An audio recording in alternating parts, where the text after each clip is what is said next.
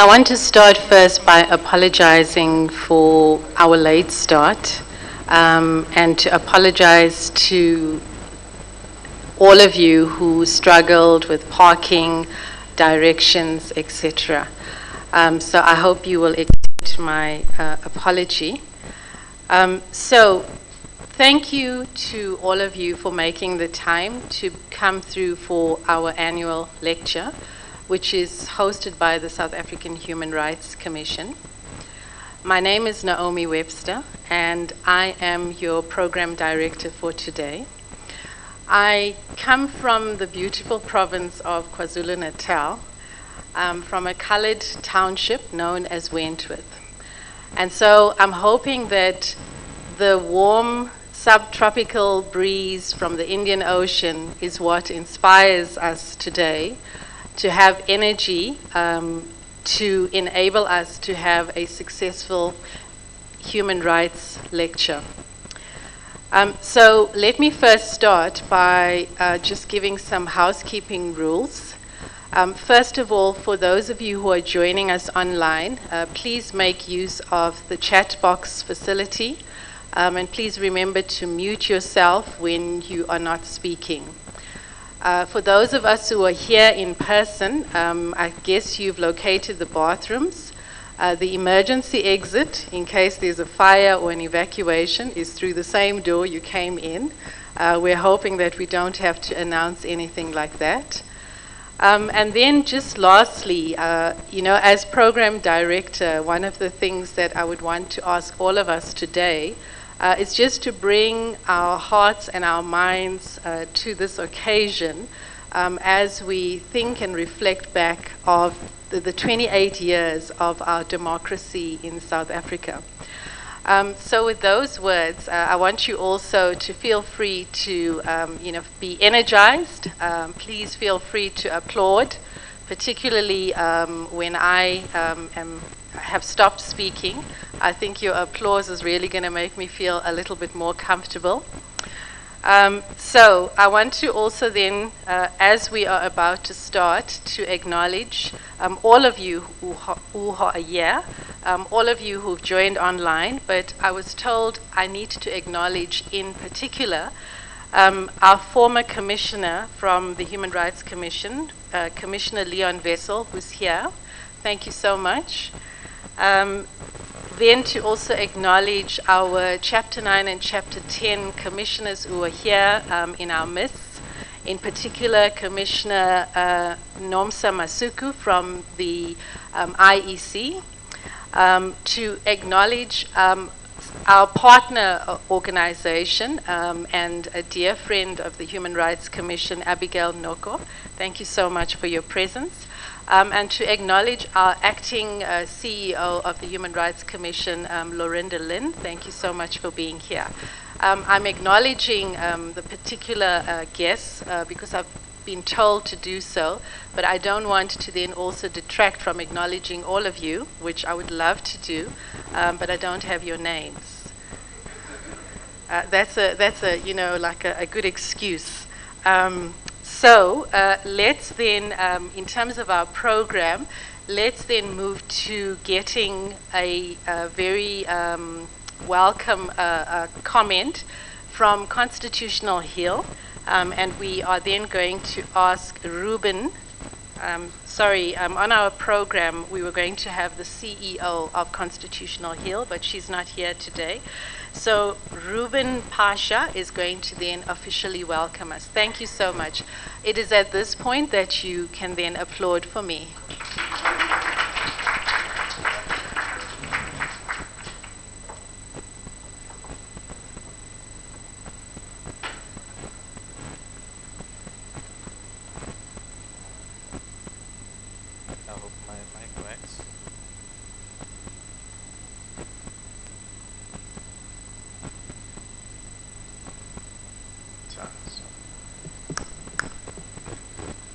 To me. Okay. All right. Good morning, everybody who's here, and then those who are joined online. Thank you, Program Director. At least you remembered to pronounce my surname correctly. And thank you for asking people to clap. At least now I also know that they'll clap for me as well. I would like to, on behalf of Constitution Hill Management and CEO Ms. Dawn Robertson, who couldn't be here, officially welcome everybody warmly to this site, Constitution Hill.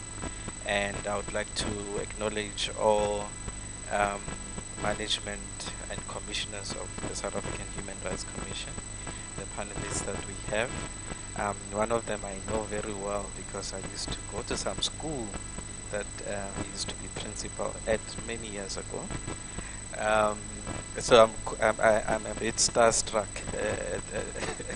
at the moment, but it's an important moment for me as well. I'd like to start by saying Happy Human Rights Month. This event happens on the eve of our Human Rights Day, but the most important Human Rights Month in South Africa. It's happening at a relevant and appropriate space. This is the home of the Constitutional Court. It was not always the case. It is very rare to have a Constitutional Court at a historic place. It was also a prison. Most people normally say I work in a nice place because it's the home of the Constitutional Court. But I say, I work in the prison and I also work in a court. So if you look at it that way, it's not as rosy as it seems.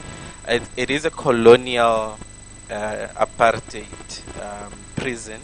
It was built in 1892. So many years ago. It's about over 131 years old. The very room we are in is located in a women's jail of that very prison. It's called the women's jail.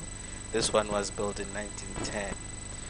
If you know your architecture very well, you will notice that this has a Victorian style type of architecture to it. It was built by the British who occupied the prison at the time. There's a very interesting story. The prison was converted into a military fort at some point before the Anglo-Boer War. And the British occupied it and then sort of took over around that time, and they gave it back later to the 𝗬𝗲 government that was built. That was led by Paul Kruger at the time. So the prison on this side looks like has a British flair to it, and when you go to the other side in the old fort, in the men's prison, you'll find the Dutch flair to it. And we also have a notorious prison called Number 4 inside, where most of our heroes and heroines of the liberation struggle were kept, like Robert Sobukwe and so many. There are famous names that were kept here, so during your breaks, when you're on site, just look around. You'll find a prison cell for Mamuini, for Mama Bettina Susulu, and some of the many South Africans who were just arrested for the color of their skin. I would like to, with that context, to say, while we are looking at the 28 years of our democratic government and maybe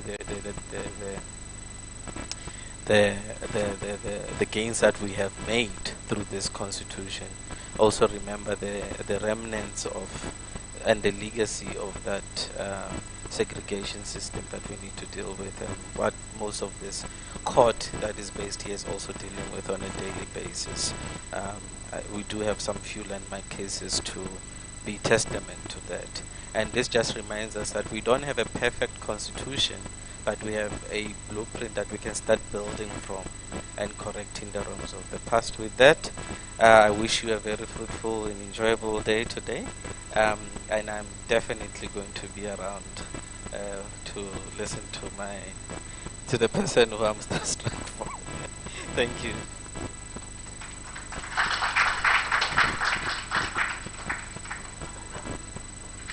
Thank you so much.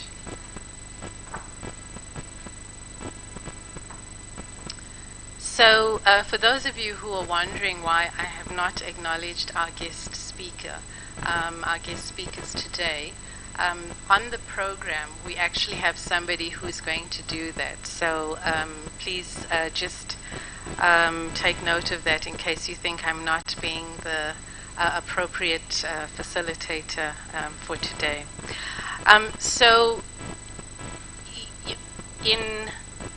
sorry. So because we are here today, and Ruben correctly says that we are celebrating Human Rights Month, we thought it was appropriate for us to also then reflect on the significance of Human Rights Day in particular. And when we think back of March 1960, we think back of that moment in our history that I think for many of us is a moment of darkness. And so when we think of 1960, traditionally in March, we think about the events that happened in Sharpeville. But, you know, an interesting fact, and when I spoke in the morning, I reflected on myself in terms of where I come from, but an interesting fact about the colored community from Durban is that in 1960, the colored community from Wentworth was forcibly removed from an area known as the Bluff, and they then were moved to this area called Wentworth.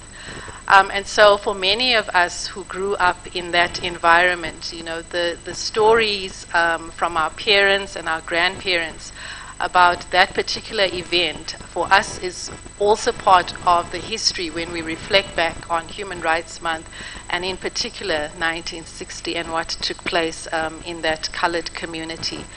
So I want us then just to take a moment to remember those that we have lost, but also to remember the generation that continues to bear the scars of our apartheid past.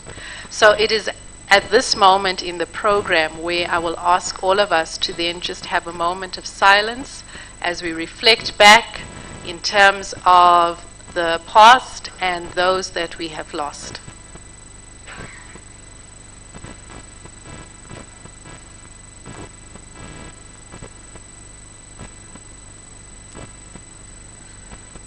Thank you so much. So the question of why we are here today is going to be answered by our Acting Chief Operations Officer, Mr. 𝗬𝗲𝗿𝘀. And Eric also comes from a province that is beautiful, but not as beautiful as KwaZulu-Natal. So Eric, as you come from the second best beautiful province of Mpumalanga, please give us an answer to the purpose of the day. Thank you.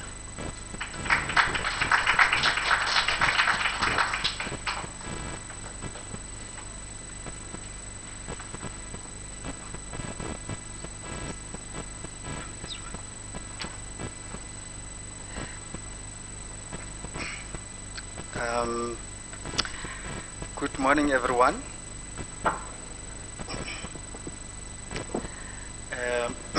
I was in 𝗬𝗲 a few days ago, and this is exactly what happened even there. So every time I stand on a podium such as this, the first thing to be done is to adjust the microphone.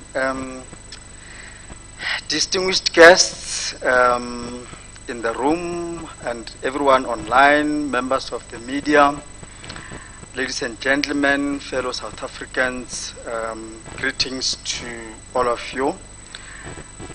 Thanks, Program Director, Ms. Naomi Webster. I was going to forgive you for not knowing the province I come from had you not discriminated me earlier when you introduced everyone and left me out. And you gave as an excuse that the beautiful audience we're having here, whom you couldn't introduce, you did not, or you couldn't because you did not know their names. That you obviously know my name, and you chose not to introduce me. So, because of that, I'm exposing you. I am not from Mpumalanga. I just happen to be working in Mpumalanga. I am from the most beautiful province, Limpopo. So at least from today you know. Ladies and gentlemen, I'm deeply honored. By the way, I have 15 minutes to stand before you, so you have to bear with me for that long. I'm honored to be standing before all of you during this special occasion of celebrating 28 years of our democracy as part of the Human Rights Commission's commemoration of, and I'm going to mention them all, International Human Rights Day, which falls on the 10th of December every year. We were meant to celebrate that, but we couldn't due to circumstances beyond our control. And here we find ourselves celebrating that day just a few days before we celebrate our Human Rights Day in March and during Human Rights Month. This year marks a significant milestone in our democracy as well as the country's project of protecting, promoting, and monitoring human rights.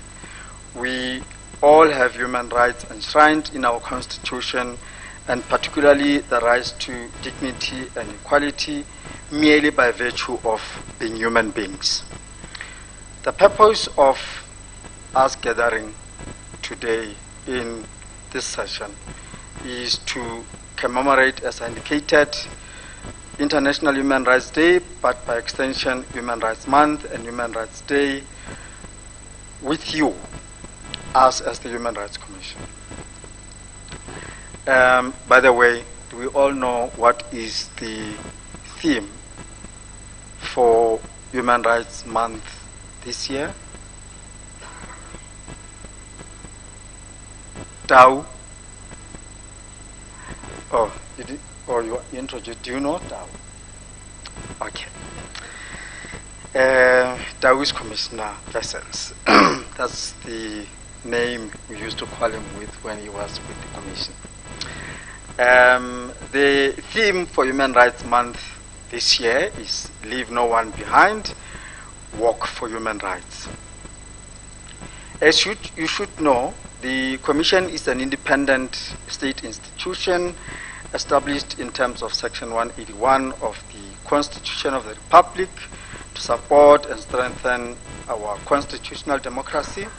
We are mandated to promote respect for human rights, a culture of human rights, promote the protection, development, and attainment of human rights, and monitor and assess the observance of human rights in the Republic. By way of background, the observance of International Human Rights Day on the 10th of December annually by the international community is in commemoration of the adoption of the Universal Declaration of Human Rights in 1948. The Declaration is the first key global instrument providing for the universal protection of human rights, the recognition of the inherent dignity, equality, and inalienability of rights for all human beings. Nationally, the 10th of December is pivotal as that day it signifies the signing of the Constitution of the Republic of South Africa. Many people do not know or did not know that the Constitution of this country was signed into law by President Nelson Mandela in Sharpeville in 1996, exactly on that day. Our Constitution is a historic bridge to break away from a past which had been anchored on a culture of authority characterized by discrimination and injustice to a new culture of accountability anchored on fundamental values of human dignity, the achievement of equality, and the advancement of human rights, freedoms, non-racialism, non-sexism, and the supremacy of the Constitution and the rule of law. The Constitution underscores the achievement of a right-based society by making the Bill of Rights the cornerstone of our democracy.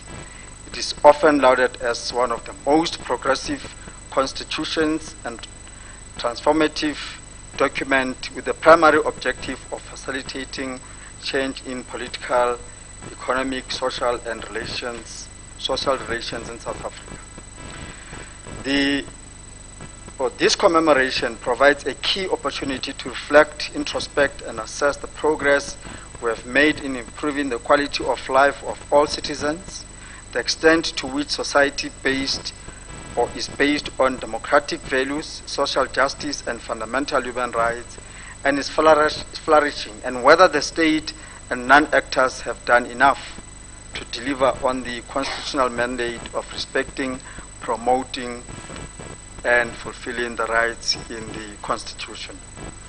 The commemoration also presents us with a unique opportunity to renew our commitment to the principles enshrined in the Constitution and the Declaration. It also presents an opportunity to us as the Commission as a key agent for the promotion and protection of human rights to forge new resolutions and strengthen partnerships with stakeholders in the room and online, and also commit ourselves to the principles of both the Declaration and the Constitution under the global theme, Stand Up for Human Rights. The Commission has thus decided to have this commemoration in the form of a human rights lecture, which serves as a platform to direct engagement on significance of human rights issues and interaction with the perspectives of prominent human rights champions. I know most of you sitting here are experts in your own right in terms of human rights, and help each other in sharing information and discourse on the identified relevant issues. The objectives of the lecture will obviously come out of the lecture itself, and I'm not going to disclose to you who's going to be giving us the lecture. You can have your own guesses. But we are hoping that inter alia, this platform will allow everyone in the session to engage on discussions and debates on collective deliberations and successes as well as challenges we face as a country in terms of human rights, reflect on jurisprudence, instruments and laws as well, initiatives, opportunities which we are presented with as a country to collaborate in deepening constitutionalism and strengthening respect for the rule of law across all sectors. We all know that 20 years since our democracy, we continue to experience significant challenges in relation to the attainment of socio-economic rights. Levels of poverty are increasing. The level of employment is reaching record levels. Racism, intolerance, and prejudice continues. The gap between the rich and the poor is widening, and there is a frightening rise in gender-based violence and femicide. In addition, corruption has turned itself into one of us and is impacting negatively on the progressive realization of human rights as resources meant to develop society are diverted for personal gains. It is thus befitting or fitting that commemorations such as this one are held through robust solution-driven engagements such as this lecture by way of a beautiful and rich audience such as yourselves in this room and online. As we previously joined hands to fight apartheid and achieve human rights, we must equally now embark on and continue on a national effort to defend our democracy and achieve social harmony. You must have seen SHINE somewhere. We have, as an institution, decided to embark on a very interesting project called SHINE, which is intended to achieve social harmony through a national effort.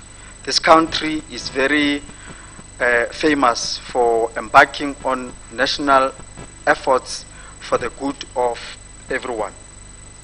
I therefore like to wish all of you the best with this commemoration and hope you will enjoy the lecture to be delivered by our esteemed guest. I must also share with you that lately every engagement of this kind I attend, I happen to rub shoulders with someone who was one of us. In 𝗬𝗲𝗿𝘀 we were with Professor 𝗬𝗲𝗿𝘀, who used to be in the commission, and today we're having our esteemed guest, Professor who is going to grace this session. We, and I mean the Commission and everyone in this room and online, have a huge task of ensuring that our democracy is defended and is protected. I thank you.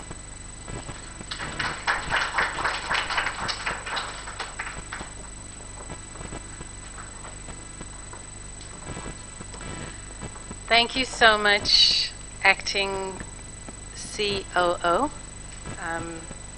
I hope you can hear me clearly.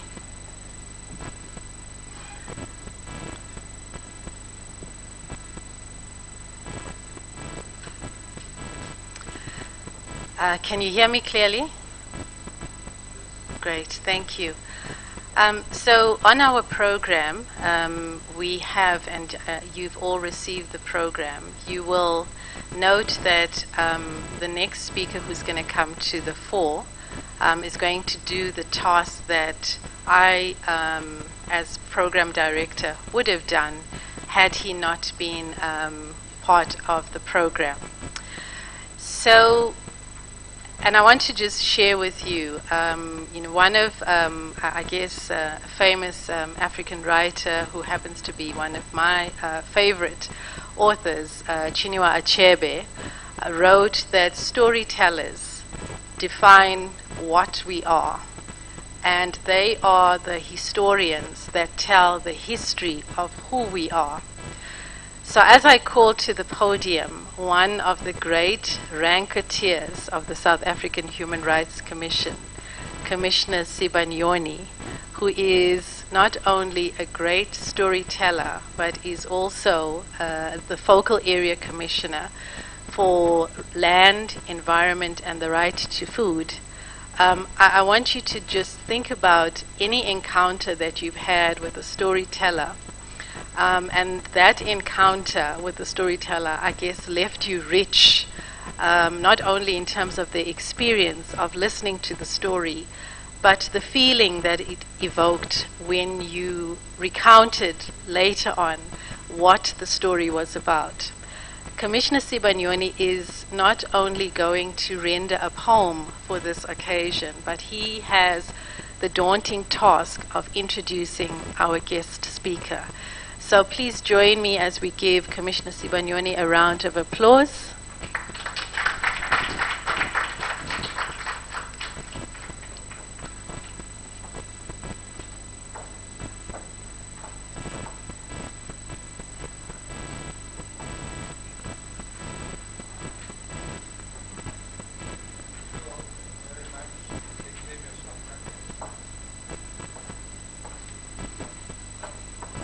Thank you very much, Program Director. And when I was whispering to the Program Director, I was asking so that she must clarify the question of the chicken and the head. Is it a poem first or the introduction of the speaker first? So she told me that it's a poem first. But I would like to just an introduction to say it is a poem that I used to recite in jail in John Foster Square. And then one day I was about to leave our building at the JD house in 27 Siemens Street.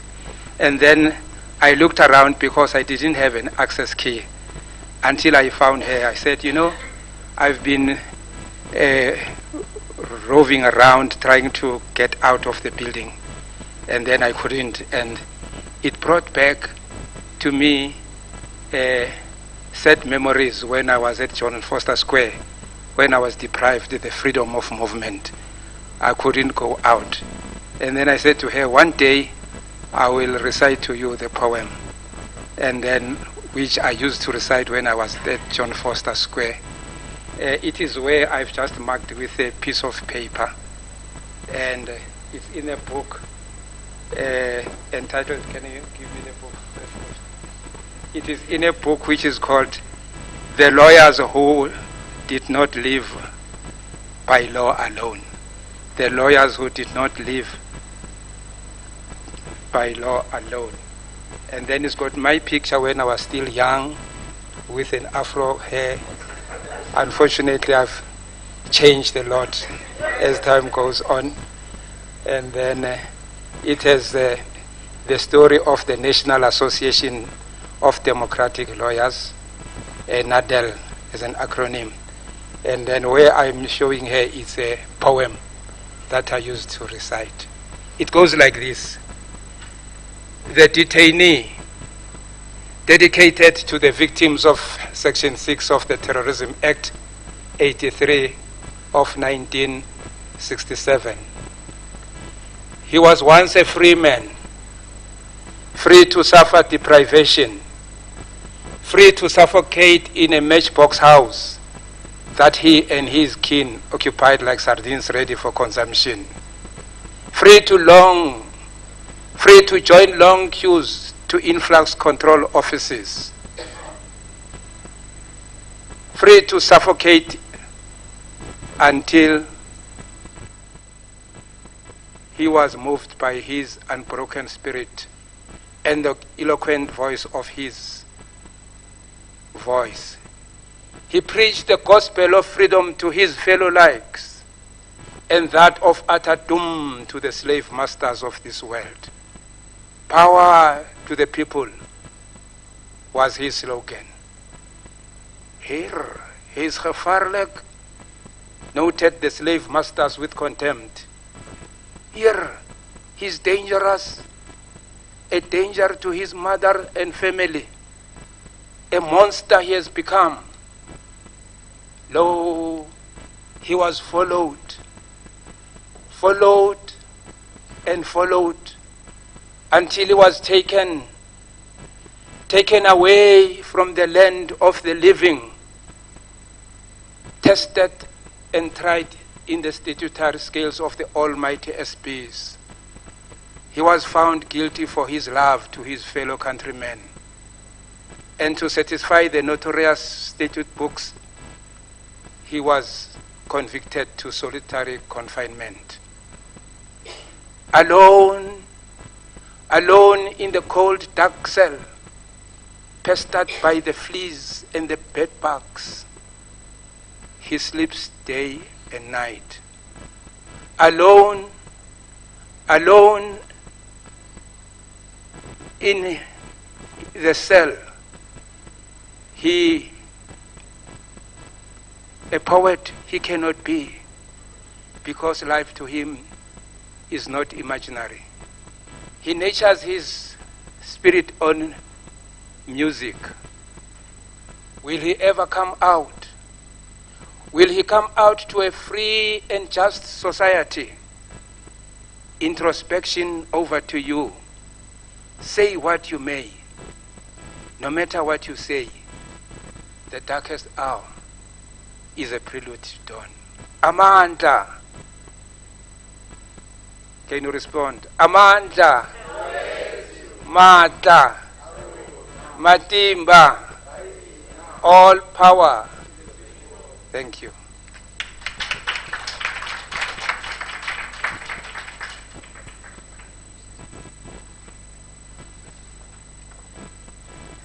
Thank you very much. I thought there was going to be a break before I do the introduction. I thought there was going to be a comfort break before I do the introduction. The resume of Professor 𝗬𝗲𝗿𝘀 is as follows. Professor 𝗬𝗲𝗿𝘀 is the retired principal and vice chancellor of the University of South Africa, UNISA. He left office in December 2010, having served 9 years in that office. Currently, he serves in honorary positions as the Deputy President of Academy of Science of South Africa, the acronym is ASAF, and the General Secretary of the Network of African Academics of Science, the acronym is NASAC. Professor ภิshana has been active in higher education policy and management in Africa, including South Africa. In this capacity, he has published on higher education management, read papers at conferences, served in executive committee of the International Council for Distance and Learning, acronym ICDE, for 4 years, as the founding president of the African Council on Distance Education, that is ACDE, in the Association of Commonwealth Universities, and he was the keynote speaker at the World Conference on Higher Education, convened by UNESCO in Paris in 2009.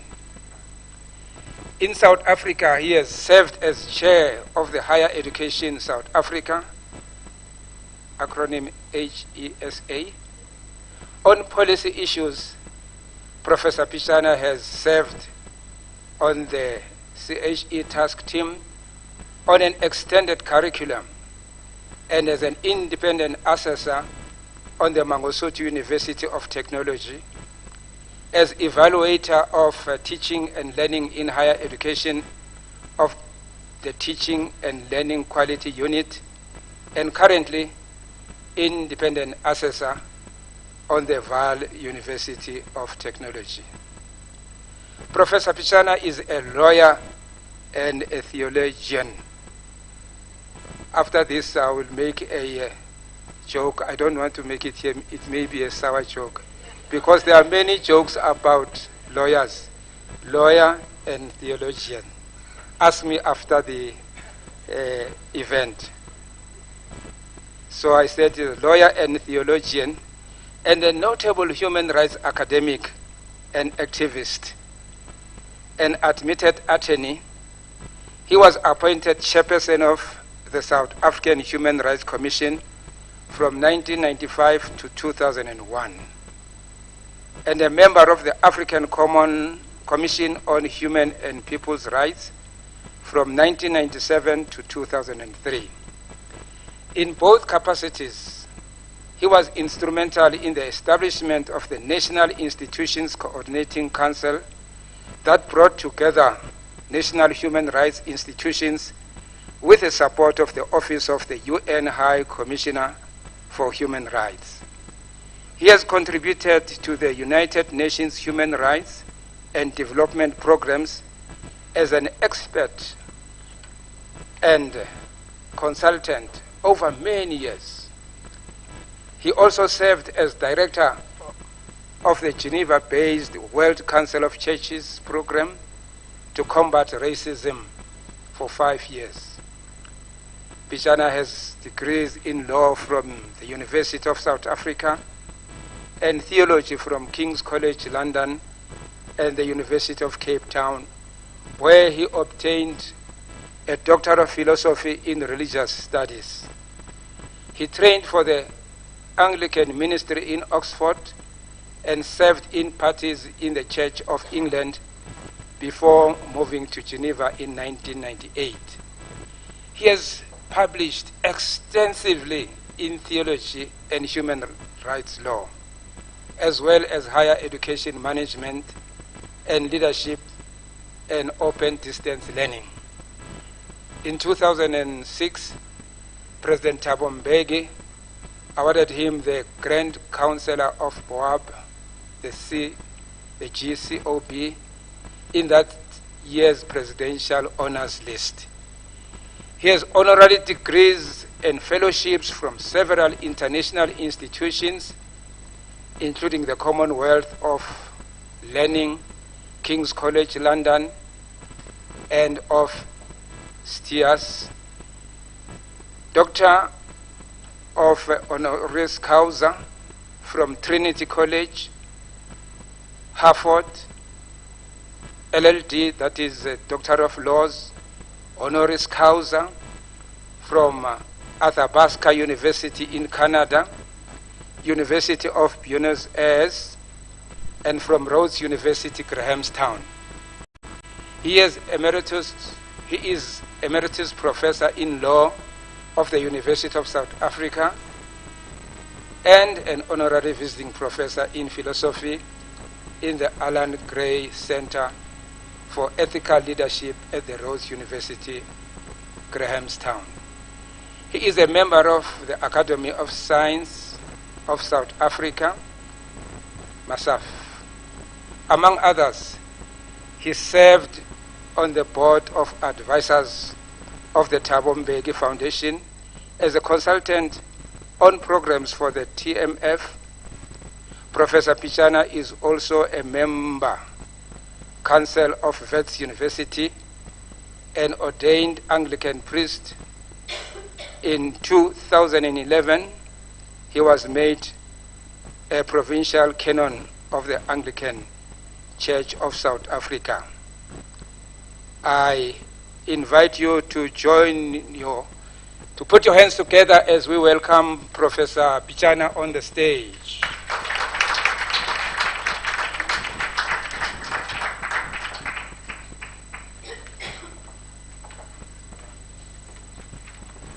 Commissioner Sibanyoni, thank you very much. That was as good as a lecture itself.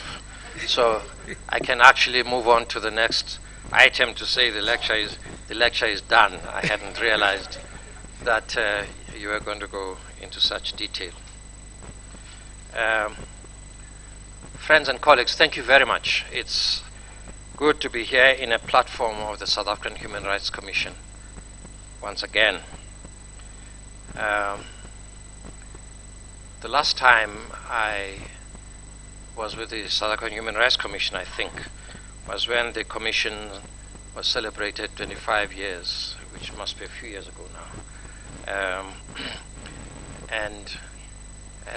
One of the problems of being a retiree that I am is that you get asked to do many things, and almost always you say yes, yes, yes. So it's a sickness that I suffer from, and because I don't have a secretary, I don't have a very, very important person called the PA who manages your diary. So my diary is always 𝐷𝑒𝑚𝑜𝑐𝑟𝑒. I double book all the time. So sometimes I say yes and I say no.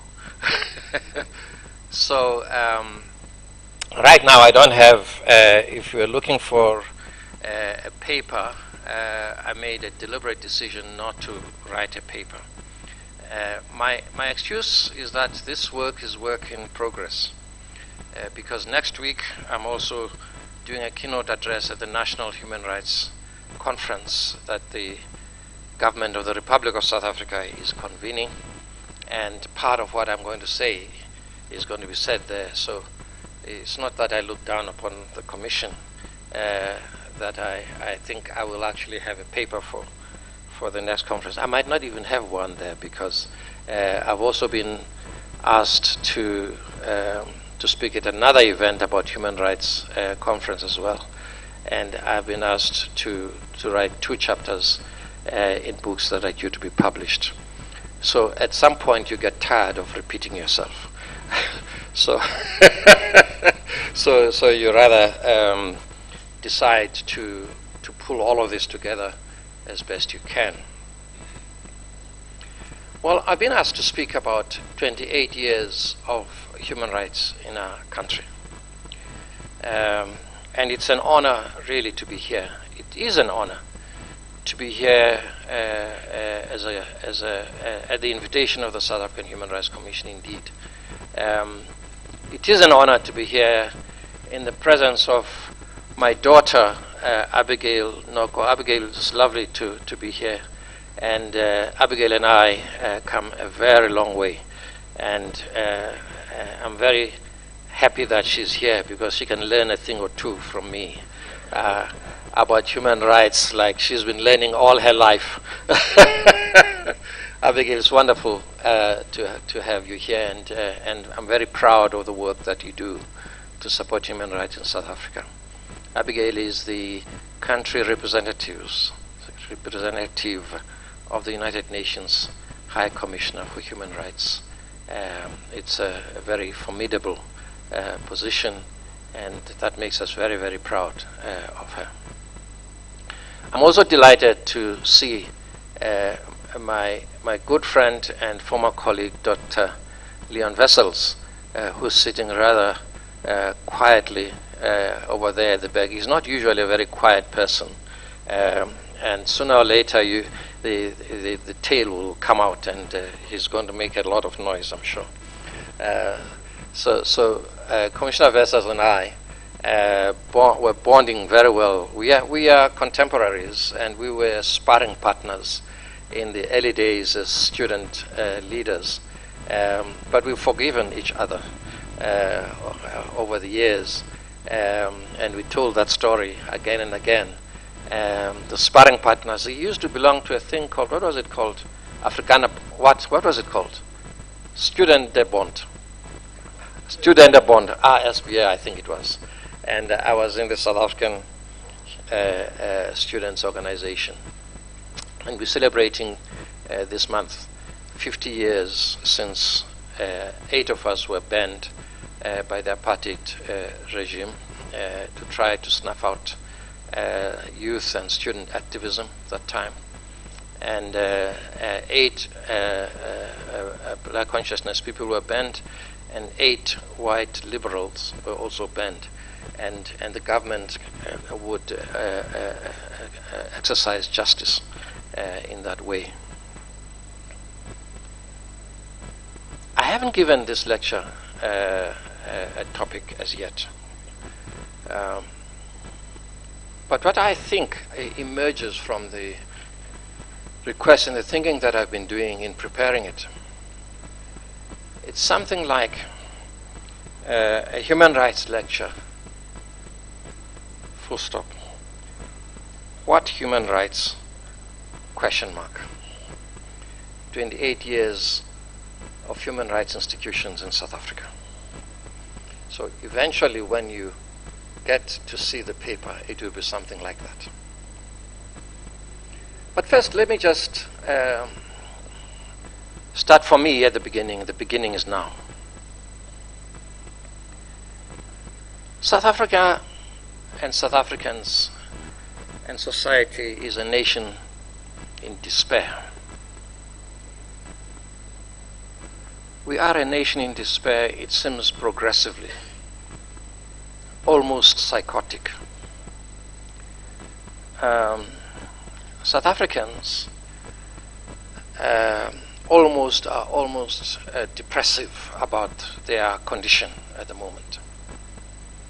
We are, in every way you could like to think of it, a broken society. And we're broken society today, not then. We're broken society today. You just need to drive into the inner cities, the erstwhile central business districts of just about every city in this country you can think of, and town. I mean, just about every city you can think of. You see nothing but dilapidation, wreckage, dirt, piles of rubbish. You see buildings that are falling apart. Erstwhile proud buildings and flats whose windows are broken. Wherever you go, you see breakages and brokenness. That is, if you like, the image that as a country we show to the world. In almost everywhere, whatever time of the day or night, you see people, our people, walking about, wandering, looking down, and never, ever looking fully human or happy. Very, very active, healthy young men and women wandering around aimlessly or standing in corners around the areas where we live with nothing to do. The sense of depression just simply hangs over the place like a cloud. And the people are the ones who have to live that life every day. From time to time, when you see them active, at the drop of a pin, there is and is bound to be a protest about one thing or another. And invariably, the protest is accompanying with burning of tires, with looting, with violence, with threats of one kind or another. Society and communities filled with fear. People never able to exercise their agency as fully human ever again. Invariably, you drive or walk. It's advisable never to walk, I'm told. You drive a little bit down the road, you see a totally different environment in Sandton or in parts of Braamfontein in Johannesburg. You see people busy, energetic, rushing from this place and that place. And they too are never without fear, clutching at their bags because they're expecting anybody who passes might actually grab whatever they carry. This is the society that we live in today, and more. And this is the society that, whether it's black or white, you can go somewhere else, you can go to places of stark homelessness. Not the homeless like in Cape Town who actually roam in the streets, but the homeless who live in shacks, in different parts, expecting tragedy to strike at any moment. And at one level, the tragedy is burglars and thieves and people who rough them up in order to take what little they have. In other words, the idea of home being like a castle that actually you resort to for security and sanctity is not there. You go around this country, we set up high walls wherever, and we set up security systems wherever we can, because we are afraid of our neighbors. We are also afraid of what we know not what, because at any time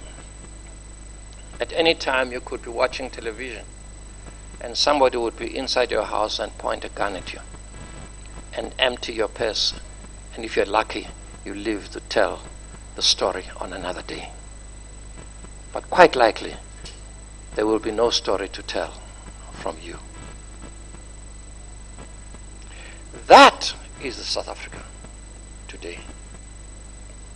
And by the way, this is not just the South Africa that is told by me. The other day, there's a whole write-up following a recent conference on the Durban moment by a journalist, a tourism journalist, he says, Wherever you go as a journalist, you try very hard to find something about that country that you can tell the world about, so that whenever they go to that country, they can at least discover something that is unique about the country and the environment that they can explore. And this, it so happens, is a journalist who is a former South African who had emigrated to other countries, to Britain, I think. He's a very influential journalist. So, but he says, I can see nothing about South Africa today. The Durban that I was brought up in, that I know, is dilapidated, is ugly, is terrible. I drive around, and the person I drive with says to me, never wind down the window when you see somebody at the intersections. And your instinct is to reach for your pocket and give something. And you are told never to do that. There is nowhere in the world that I can think of, I mean nowhere, where illegal, undocumented foreigners live and they control parts of a city, to the point of insisting that it must be named after their own towns where they come from. That is colonialism, isn't it? That's what colonialists did. It means that you have taken over the power in that city. Whatever you can name, you own it.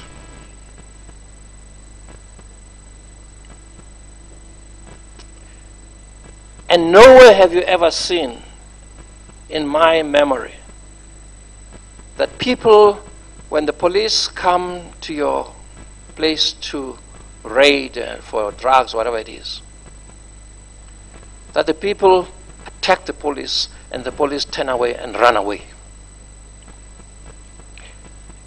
And the unlucky one, who is too fat to run away, gets tackled.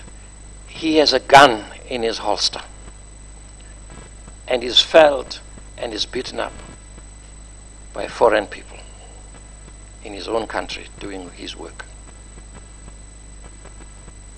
And nobody, I mean nobody, sees anything wrong with that. The government of the day, the Minister of Police, has nothing to say about it and does nothing. I have to tell you, if you had to do that in any part of the world, before nightfall, there would have been a sea of police and army and everything raiding that place and putting a stop to that. The poor policeman who was beaten up and whatever else happened to him would suffer on his own and would be disowned by his own.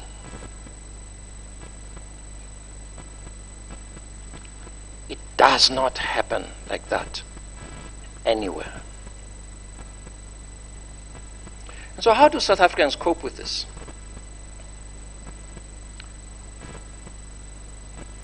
By and large, no South Africans can cope with the breakage and the collapse of the fundamental pillars of what makes society a society and not a jungle. Because on the whole, we all live in a jungle. It doesn't matter who you are, we live in a jungle.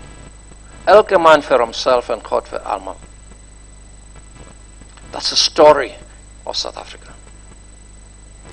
It's the jungle out there, you're told. How do we do? How do we have a semblance of so? Many young people and professional people, they leave ostensibly for greener pastures. They get jobs in Canada, in the United Kingdom, in the United States, New Zealand, Australia. The emigration of South Africans has reached staggering proportions. That had happened last, I think, in significant numbers in 1993, thereabouts, when white people in particular were afraid of what was coming. Then it was South African. It was white South Africans. But I have to tell you today, it's black professionals who are leaving as well. It's not just white South Africans. Young black professionals, doctors, chartered accountants, surveyors are leaving in droves as I speak. I got a story the other day which I can't confirm, that investors are spilling out of South Africa like water from a cyclone. That's the story of South Africa right now.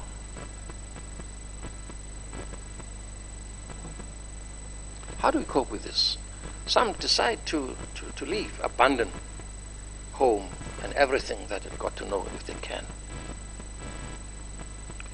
Others, and nobody seems to be aware of this. Right now, as we speak, there are people in this country who are, in general, white, conservative South Africans, who are involved and engaged in an underground movement, training for arms and armed warfare, expecting anything can happen any moment, and they are ready to make the last stand. And we met them. We met them because they asked to see President Thabo Mbeki. We met them. We went to a place which God knows what it is. I have no idea where we were. But they are actively ready and preparing to take the last stand as we speak. And I say to myself, where is intelligence in all of this? Where is the intelligence systems in a country like this where these things happen? And they are happening.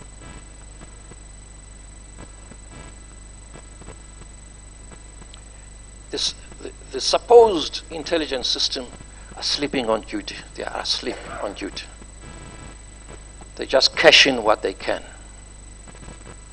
but actually are nowhere to be seen where it matters.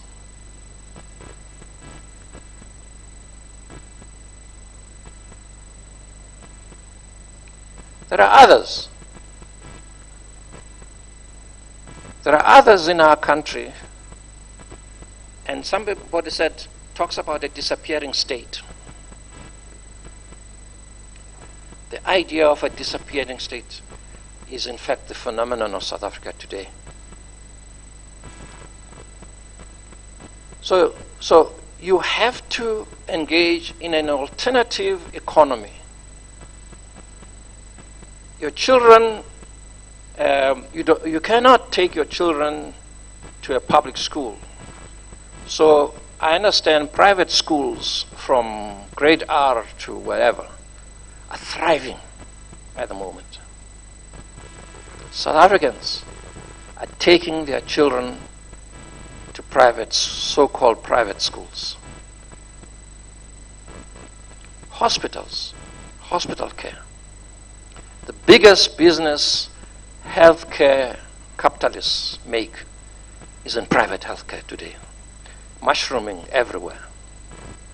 By the way, teachers, doctors, politicians, members of parliament, they utilize those services themselves.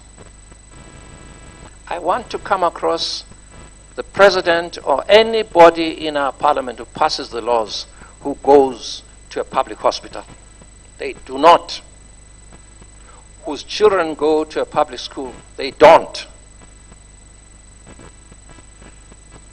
They don't utilize public transport such as it is. And they don't utilize even the pseudo-public transport like taxis, which really are not. You have to organize and have your own. You just have to drive from Pretoria to Johannesburg every morning. You see cars in 6 lanes, one person, one person, one person, one person.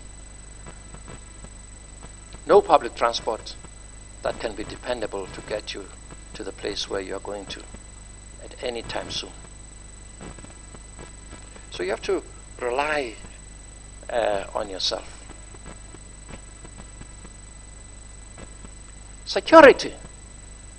There are counter-security forces in our country. Experts tell us that the private security system in this country is thriving. In most cases, it is better armed than the South African Police Service. South Africans like me and you depend on that private security. You know what? That private security is also owned by former security branch and security people of the old apartheid regime. Now, those same people, they guard us, they offer us security. The other day, they were putting us in jail and torturing us. That is what is happening in our country today. So we enrich them because of the state of fear that we live in today. I see the other day that people are now repairing the potholes in their streets, and they brand them with their names or RSBA or something like that. And they repair it and they brand the pothole. Because municipalities are no longer able to provide the basic services in any society that citizens can depend on. At the same time,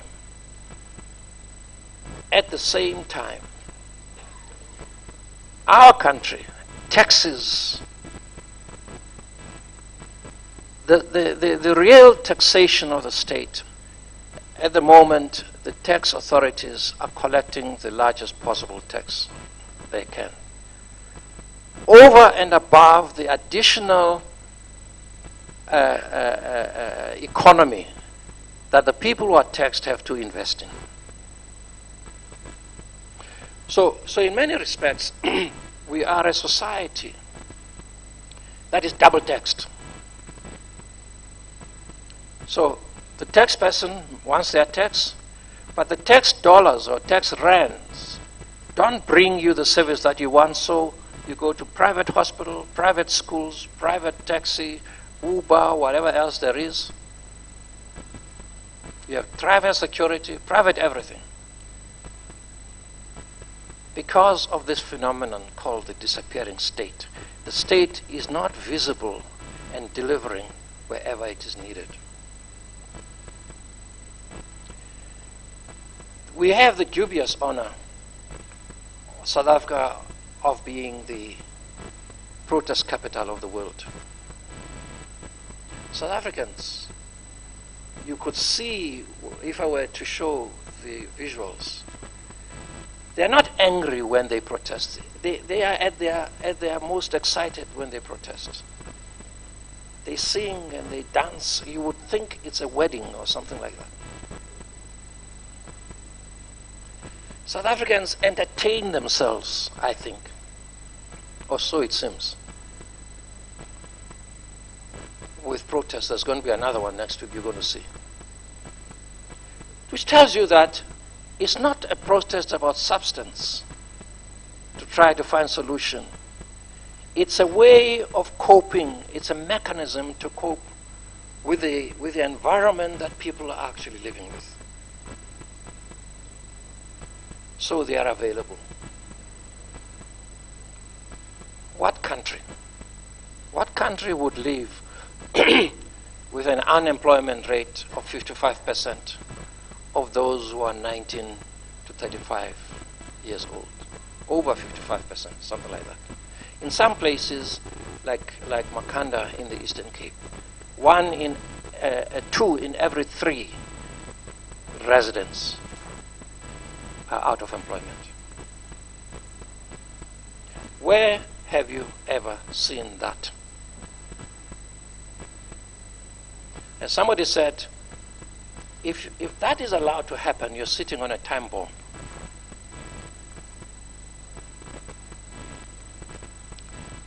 What then happens?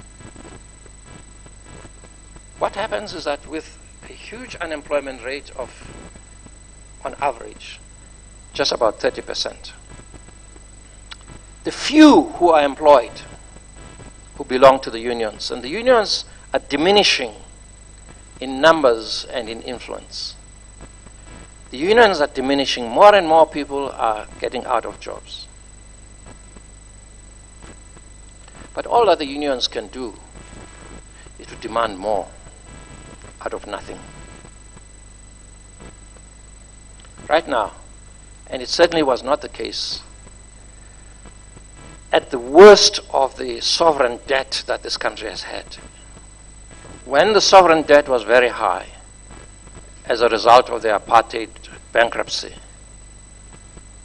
education was the highest in our GDP that this country was, and we were very proud of that. Today, servicing a sovereign debt is the top by far. What does that tell you? It tells you, in effect, for all intents and purposes, where our sovereign debt is almost as much as big as our GDP, almost, something like 3 trillion rands, it tells you that this country is bankrupt. Sooner or later, I'm not an economist, by the way. This needs to be checked. Sooner or later, we'll have the IMF and the World Bank knocking at the door. And as usual, take over the running of this country. It's coming. And reversing whatever we perceive to be the gains of the post-apartheid era. It's a wake-up call. It's a wake-up call. It's something that South Africans prefer not to think about. And we blasé, we just carry on. And it's almost like you're aware it's coming, but you don't want it to come. So you do nothing in the belief that nothing will come. We are actually transfixed in a particular mode of recklessness as a country. For example, the strikes that we are having, the effect of the strikes is more unemployment, and the strikes ultimately get resolved because we want 10% this, 10% that, 11% that, whatever. But ultimately, they get resolved for very little difference. Like now, the public service strike has been resolved at, how much is it? 7. From 4.7 to 7. Hello, are we thinking?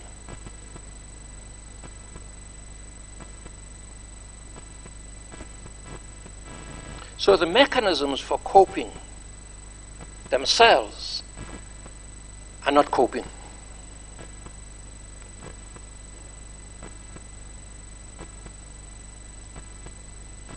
Now, at the same time, the other day we had a SONA by the President. With respect, you wouldn't think that we are in a South Africa like the one I've just been showing you, listening to our President. No sense of urgency, no sense of emergency, no sense of crisis, no rallying call to South Africans to say, wake up, South Africans. We've got to do something extraordinary to get us out of the mess that we're in. We need South Africans at this crucial moment to come together. You have a party that is represented in parliament with not with unsubstantial numbers has a unique role of speaking and putting motions in parliament and asking questions in parliament, but abandons the seats of parliament and goes to the street as if it should be taken seriously, as if that is a solution to the problem that is not being solved in parliament by a democratic party, a democratic system. Nowhere in the world would that happen. And it seems to me that if that's your strategy, then leave parliament, walk away from parliament, and go to the streets. You can't have it both ways. You cannot have it both ways. I expected the president to declare to South Africans that there is a crisis of democracy in our country, and to call South Africans together, as South Africans together, to say, the time has come, we've got to do something about it. We cannot carry on like this.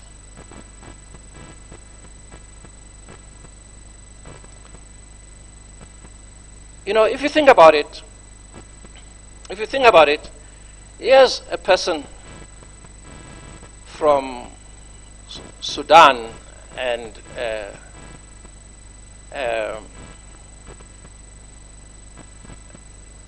the Middle East, comes into South Africa, carries, it would seem, thousands of dollars. In this instance, 468,000 US dollars. And these dollars emerge in the residence of the president. By all accounts, these dollars have not been declared anywhere, according to what SAHRC says. But they've been found. How they got there, I don't know. The Sudanese business person had come to do business in the president's farm. He says, I declared this, and generally, I don't think you're allowed to bring into the country that much dollars. But anyway, he says he declares them, but there's no evidence thereof. He doesn't produce evidence. Talk about something else. There's a story that a former president of the country, a head of state, was involved in transferring large sums and tank loads of currency in the official presidential plane out of the country to Dubai, wherever that place is, in support of the 𝗬𝗲𝗿𝘀, because they were anticipating anything would happen. And the president is still walking around. Nothing has happened, nothing will happen to him. He has a lot of supporters who think that it was good for him to do whatever he did. That is the extent of the crisis we face. Now, we thought and said it that would never happen here. Thought it would never happen here.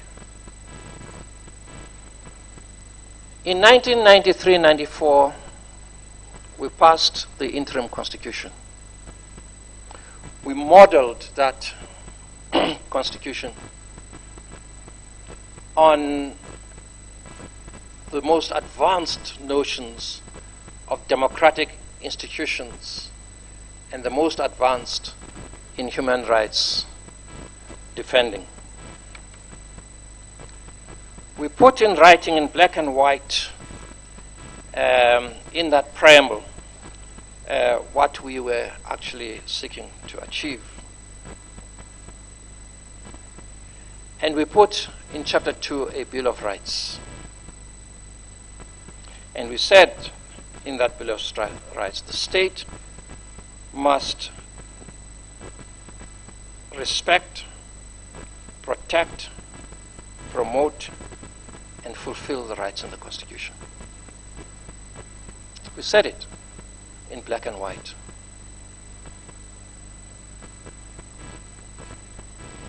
We are working with a notion of a state with respect that has the power to do that, that has got the means and wherewithal to actually be the reservoir of state power. We're working with a state, with the idea of a state that would be able to defend the rights of citizens. We're working with a notion that we're looking forward to that would make it possible for citizens to embrace not just the culture of rights, but the essence of rights and the obligations that it puts on each and every one of the citizens.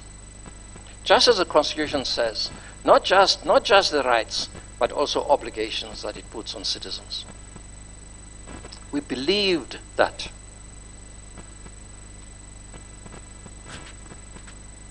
So we worked with that notion of a state. We worked with a notion of democracy that, quite frankly, today is falling apart. I want to come across a South African who truly believes that they are being represented in the cities of Johannesburg and Pretoria, and maybe in my city, Nelson Mandela Bay, where one day you have a mayor, another speaker. Before you know what's happening, you wake up, there's another mayor, there's another speaker, and everybody is fighting all the time. Those who are not mayors or speaker, all that they do, they find and plot a way of removing that mayor who was elected yesterday and buy other councillors in order to overturn what has been taken. That's the issue. That's why in Johannesburg you have a mayor who's asked, what is your priority? He says, my priority is to repair potholes. There is a crisis of democracy. Is that democracy? And don't forget, I nearly forgot. And you have an elected mayor who forged not his certificate, not his birth certificate, not his citizenship, forged a document of the court, because the document was purporting to say that he was no longer insolvent. You have to ask yourself as a citizen, how many public servants, members of parliament that we have who have done the same thing? How many are criminals? You have to ask yourself. If somebody could actually go as far as this gentleman did, you have to ask yourself, who else belongs to that club? Who made it possible for somebody who's an unrehabilitated insolvent to rise to become mayor of the capital city of the nation?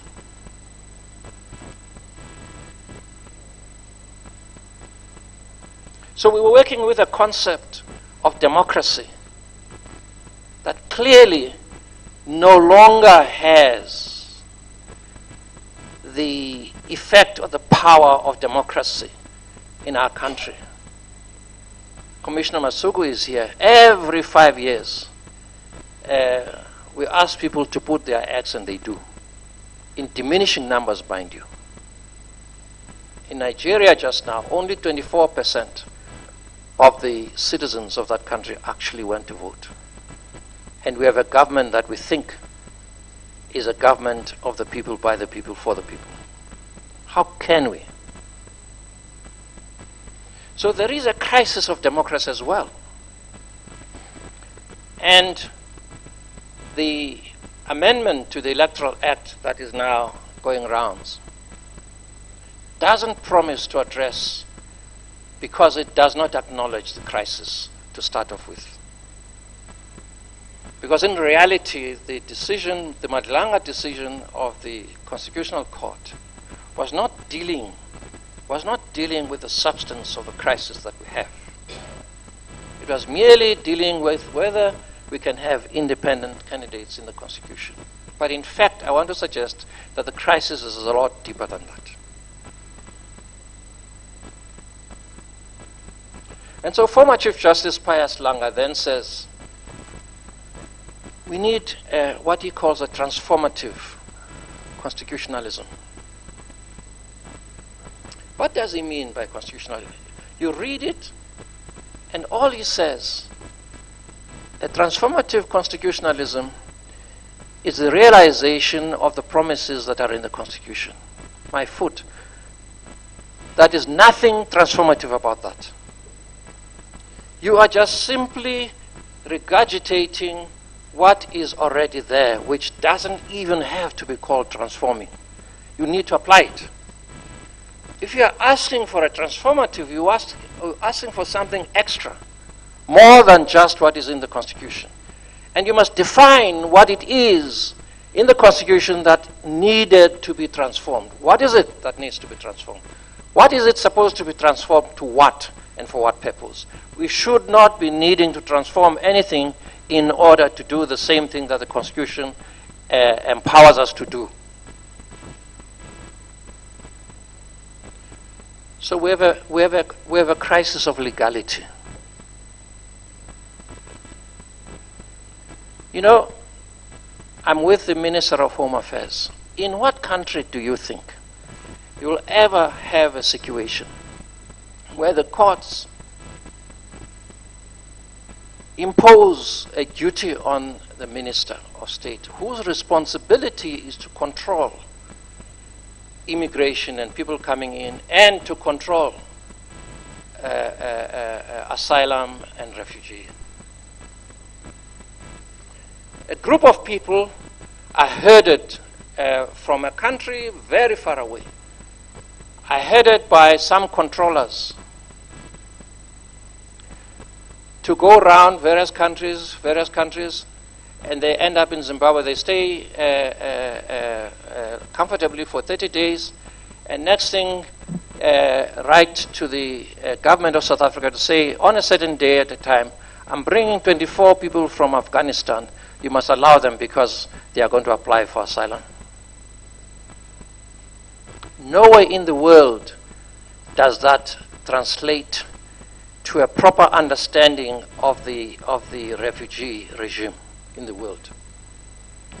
Because there is a sense in which those are not refugees, those are tourists.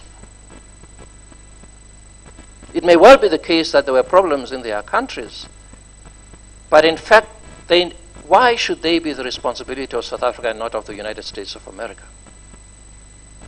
Why should the United States of America, without even doing anything like what Rwanda and the UK did, whatever view I take of that, or what Australia and Papua New Guinea are doing, whatever view I take of that, to sign an agreement with those countries? No. South Africa must take these people.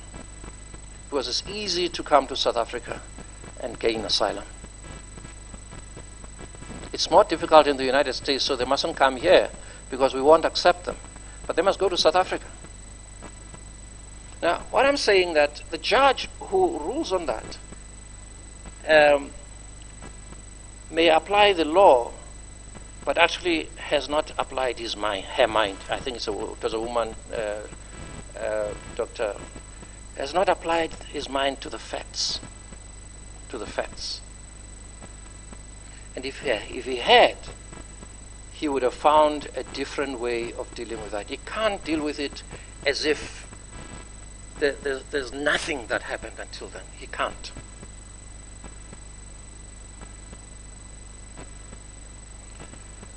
The other day, there was somebody who murdered his fiancée or girlfriend, whatever it is. The judge in a criminal court finds this person guilty, sentences this person to 8 years imprisonment, suspended for, I don't know. Tell me, how is it possible for somebody who's killed your spouse to have the sentence suspended? Frankly, I don't remember hearing an outcry. Am I hearing? Huh? The government didn't say, oh no, How did that happen? The feminists among us didn't say, oh no. The human rights people among us didn't say, never. Sentenced to 8 years, suspended.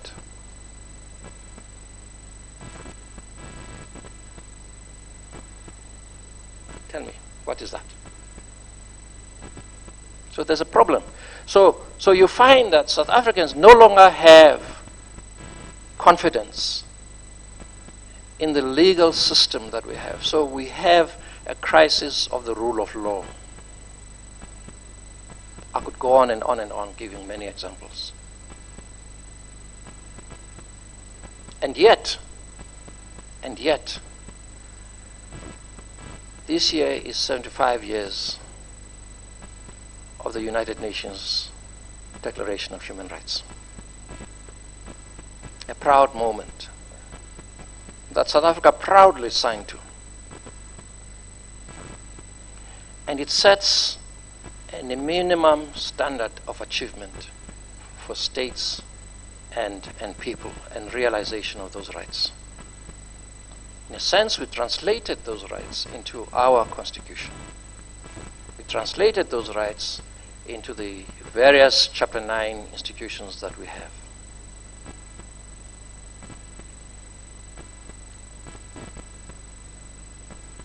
But in fact, as a matter of fact, for everything that I've been saying, do we really do what the constitutional law of our country and the constitution of our country actually gives to the courts? The power to develop rights.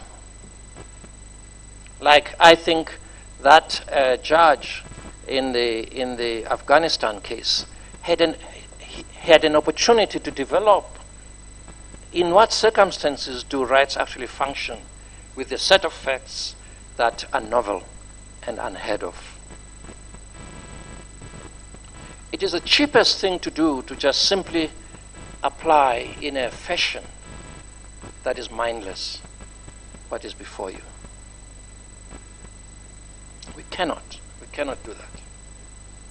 I'm going to sit down in a moment, but I want to say, what then?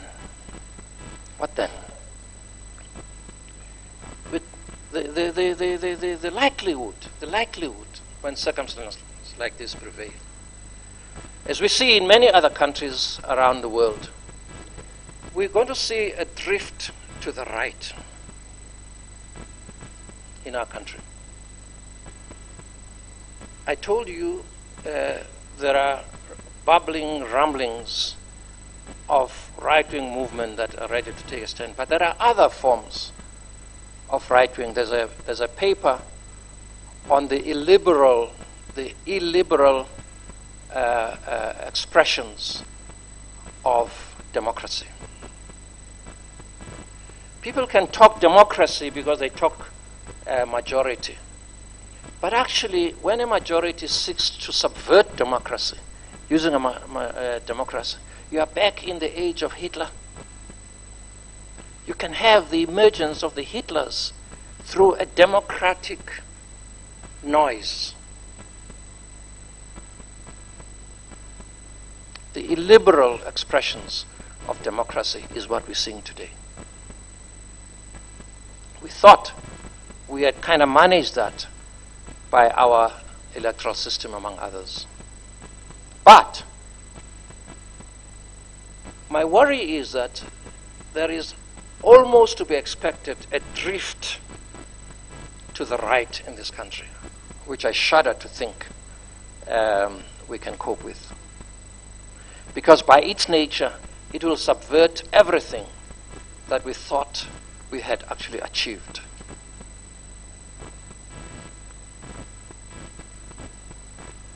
This is not about color, by the way. Right-wing political dispensations have nothing to do with color. Autocratic dispensations are not about color. But the trouble really is that this Constitution and all those who defend it will not be able to defend the states in circumstances like those.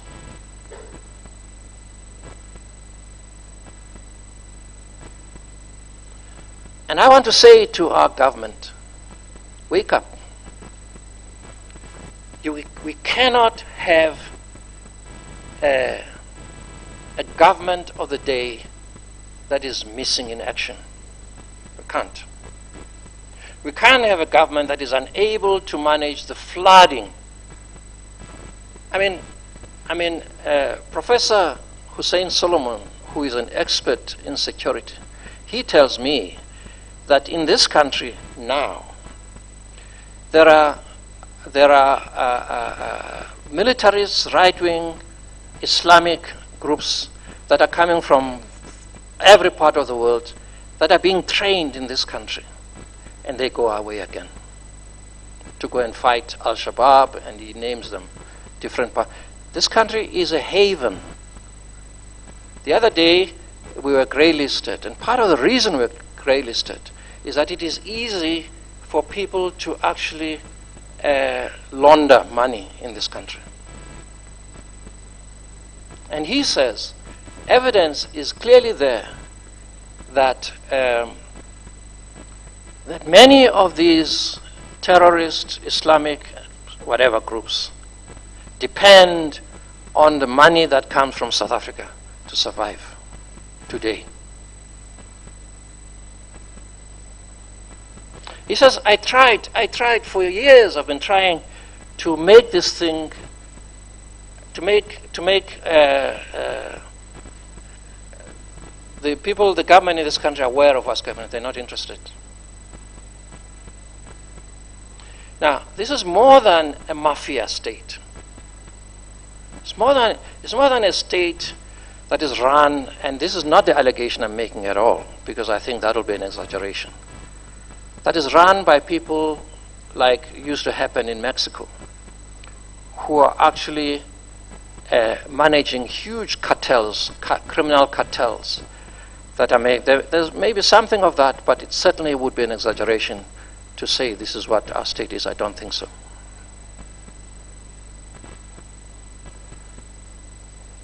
Now, many of us, I suspect myself included, no longer believe that if I go to vote Commissioner Masuku in 2024, my vote will change anything. That is the saddest thing in the world. I am no longer sure that by voting, and a growing number of people are of the same view. Sooner or later, we are getting to the Nigerian situation where 24% of eligible voters will vote. We're getting there. At the last count, it was about 55, 56%, if I'm not mistaken. How much? 43% of eligible voters. We're going down.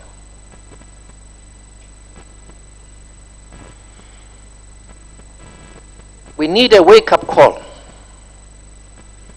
We need a wake-up call. We need our government to govern. We're asking no more, no less from our government, but to govern. And to govern in the interests of the people of our country. We do not need to beg government. We hired the government to govern, not to rule us. But the government is disappearing, is a disappearing state.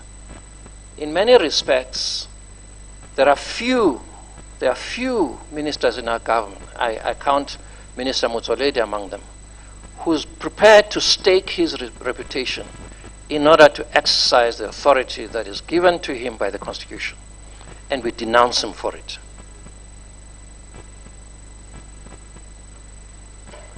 I don't have an answer to the problem we have, period. Thank you.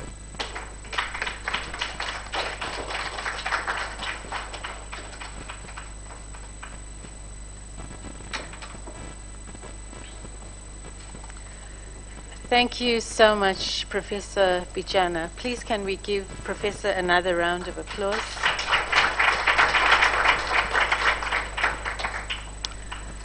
I think the lecture is a sobering moment for all of us.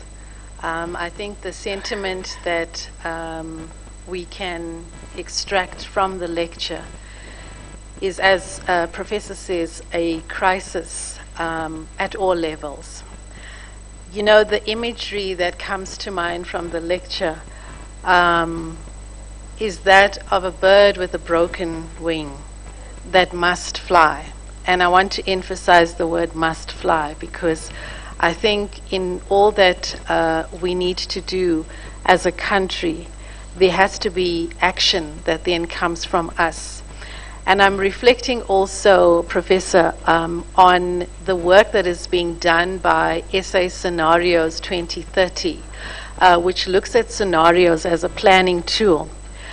And one of the lessons that I draw from the different scenarios that are presented for South Africa for 2030, the lesson is that our future is not our fate, but our future is that which we can make possible and we can change. So I think we've had a moment of reflecting, and thank you so much for bringing to all of us the realities that we sometimes become so comatized in terms of dealing with what is happening in our country. And yes, it is a moment for us to now reflect. And so what we wanted to do was to have an interactive session on the lecture, and I'm inviting our participants who are joining us online together with yourselves here to pose some questions, to ask some questions that perhaps might help us start the thinking of how do we then move forward. So I'm going to then open to our participants. I'm going to take some guidance from the team at the back in terms of how do we proceed. Do we go ahead? Great, okay. So this is an opportunity for us to now engage. So I'm going to then ask for any questions. Let's start with the colleagues who are joining us online. And then let's then ask one or two questions from the colleagues online. Philip? Not yet. Okay. All right. Questions and comments from us in the room?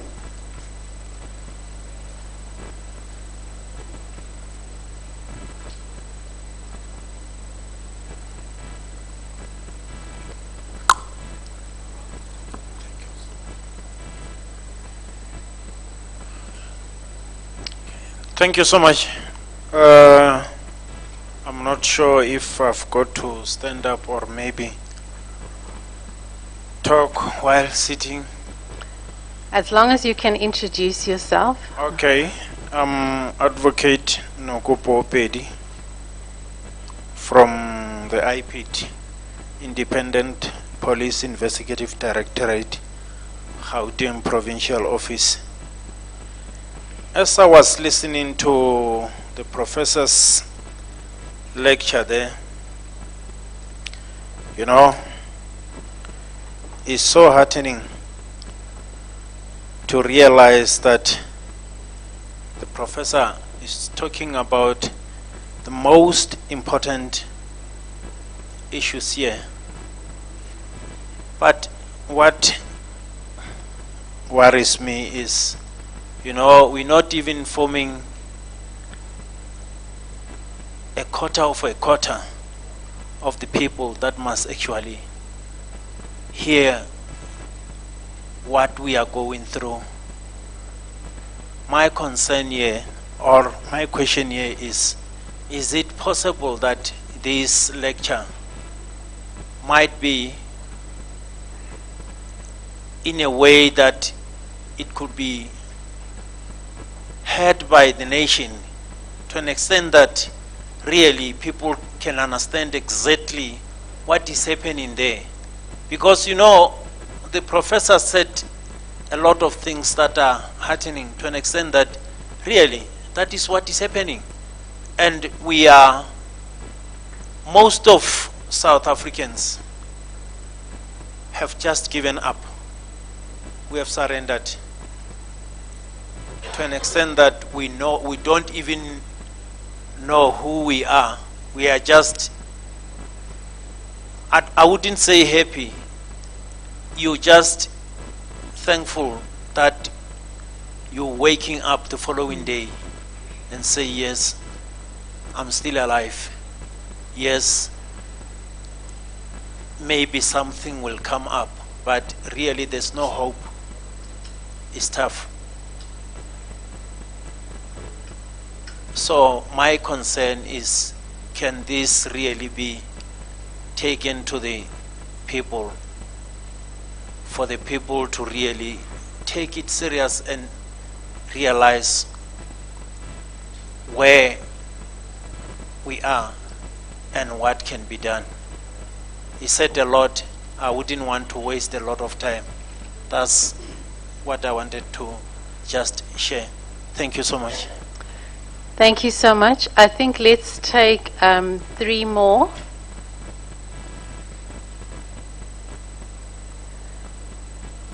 Okay. Anything online?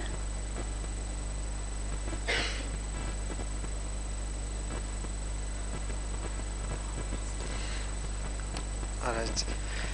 I'm so depressed. I cannot believe I was so energetic in the morning, and suddenly anyway, thanks Prof for the very provoking lecture. But I want to challenge you. You ended by saying you have no answer to the question, so you don't know what is the solution. But Prof, I also don't know. And possibly all of us in here do not know. And if you call many other South Africans, we don't know. But we are on the verge of disaster. This country will soon be up in flames. We know we have a political problem. And we are surviving on politics of the stomach, because the few of us here can speak, the best language, speak English. But when we move out of here, next year we will be voting. It's all about numbers. Someone was saying to me, even the way, people are appointed or elected to parliament or to ministries, you would imagine people converge in a small corner and they ask each other, what ministry would you want to take? And the one says, no, I'll take energy. The other one says, no, I'll do with education. So we have a political crisis. And you being, when your biography was being read, as you said, I wondered who is still going to say what, because it's bigger than everything we have said in the morning. So, meaning you have been in the game for a very long time, even abroad. So, we would want to draw from your experience in life as to what are your suggestions, what are your proposals around this political crisis I'm saying we are in. Because if we cannot resolve it at political level, we can speak English amongst ourselves, talk about the Constitution and the rights. We know where the problem is. Please help us with wisdom.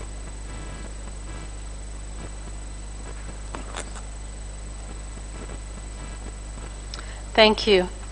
Please go ahead, Commissioner. Thank you very much. My name is Namsa Masuku. I am from the Electoral Commission. First of all, thank you, Prof, for a sobering lecture, which confirms everything that we know.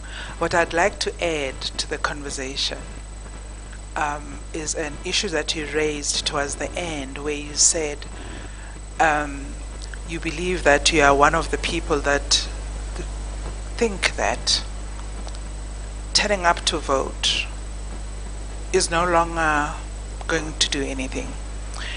In a normal democratic dispensation, when you are in this kind of trouble, what you do is that you refresh your leadership through the elections.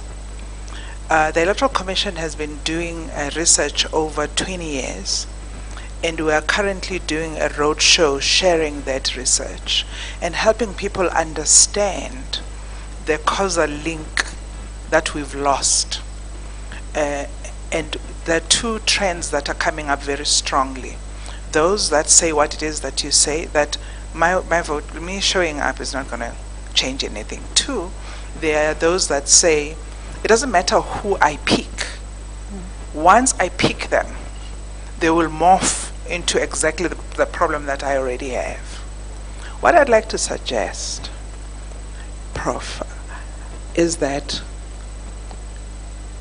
one of the ways that has caused what it is that we are in to be where we are is the almost muzzling of Chapter 9 institutions, whose primary role conceptually was to help the body politic not to reach where it is right now.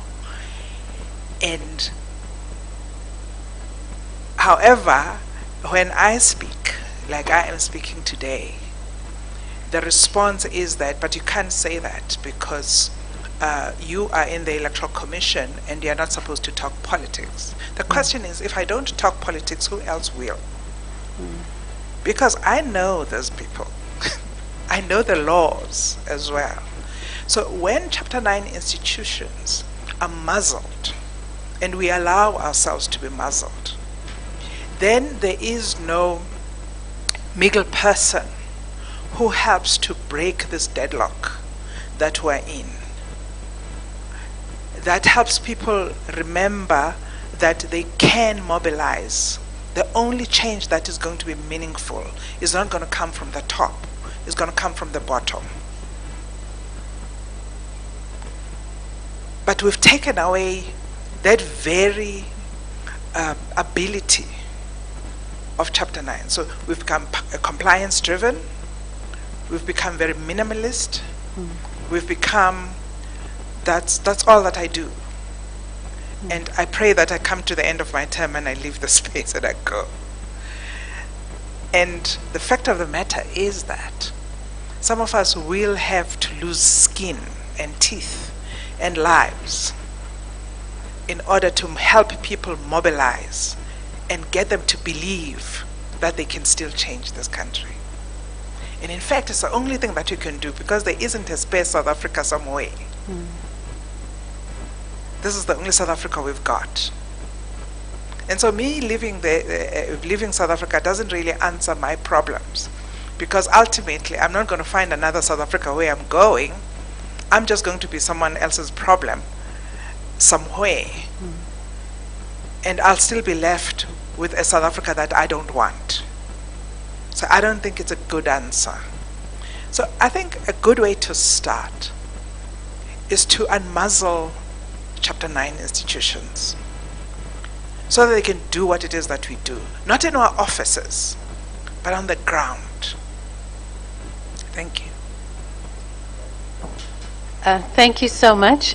Please go ahead and respond. Thank you very much. Can you hear me? I come in now because I have to leave at 1. Okay.